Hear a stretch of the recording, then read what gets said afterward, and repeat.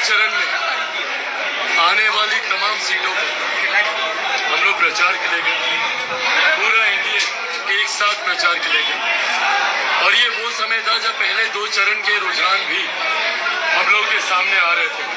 पहले 2 चरण में जिन 9 लोकसभा सीटों पर मतदान हुआ उसके रुझान आ रहे थे और अब जब तीसरे चरण के लिए प्रचार अभी से 25 मिनट के बाद समाप्त हो जाएगा, एक बात तय है कि बिहार में इस बार हम लोग 40 की 40 सीटें एक बड़े अंतर से हम लोग जीतने जा रहे हैं। जिस लोकसभा क्षेत्र में हम लोग प्रचार के लिए जा रहे हैं, लोगों में जो उत्साह है, लोगों में जिस तरीके का प्रधानमंत्री जी को लेकर, मुख्यमंत्री जी को लेकर और पूरे एनडीए गठबंधन को लेकर जिस तरीके का विश्वास है, ये हम लोगों के विश्वास को बढ़ाता है कि हम लोग बिहार में 40 की 40 एक सीट जो पिछली बार हम लोग चूक गए थे किशनगंज वाली, वो वाली सीट भी इस बार हम लोग जीतेंगे।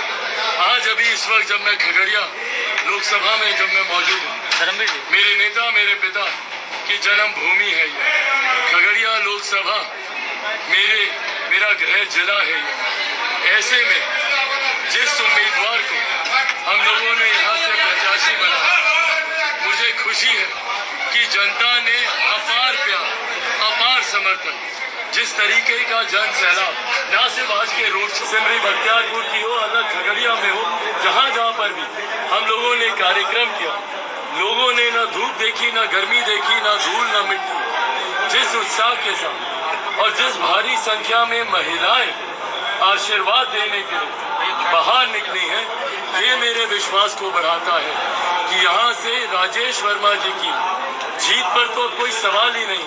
अब वो मार्जिन कितना बड़ा होता है, अब ये देखने वाली बात होगी। ये बात तय है कि बिहार की जनता ने तीसरी बार प्रधानमंत्री जी को प्रधानमंत्री बनाना तय कर चुके हैं। कारण भी है, पहली बार देश में एक ऐसे प्रधानमंत्री जिन्होंने देश की अर्थव्यवस्था को दुनिया की 5वें नंबर पर लाकर भारत के हर एक गरीब व्यक्ति के हाथ में प्रति व्यक्ति आय को बढ़ाने का काम किया, उसके हाथ में ज्यादा कमाई देने का काम किया।